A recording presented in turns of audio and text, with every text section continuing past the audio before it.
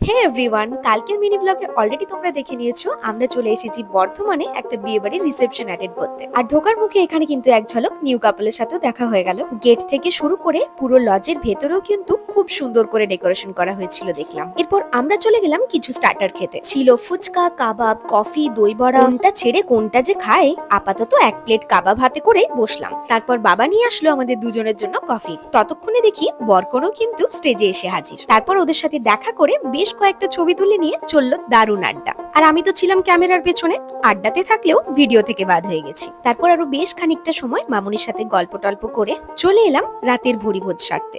আমাদের তো আবার সেই কতুলপুর ফিরে যেতে হবে। মেনুতে ছিল ফিশ ফ্রাই থেকে শুরু করে রুমালি রুটি, পনির, বাসন্তী পোলাও, মাটন কষা, উফ আরো কত কি। জমিয়ে খাওয়া দাওয়া সেরে যখন নিচে নামি দেখি স্টেজ শো হচ্ছে, কিন্তু আমাদের আর বেশিক্ষণ থাকা যাবে না। ওই যে বললাম বাড়ি ফিরতে হবে। আর মিনি ব্লগটা এখানেই শেষ করছি, টাটা।